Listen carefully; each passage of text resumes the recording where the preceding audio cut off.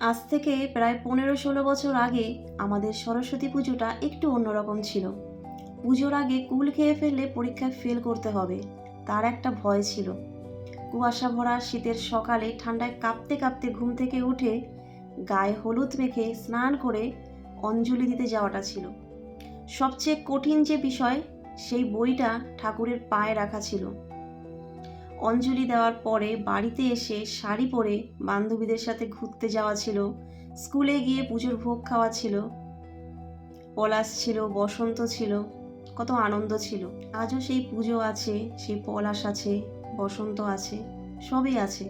শুধু আমাদের সেই পুজোটা আর নেই, কারণ আমরা এখন বড় হয়ে গেছি। এখন আমাদের সকালটা কাটে বাসন মাজা, ঘর ঝাড় দেওয়া, ঘর মোছা, ছেলে মেয়েকে স্নান করে ওদেরকে রেডি করা, রান্না করা, ব্যাস।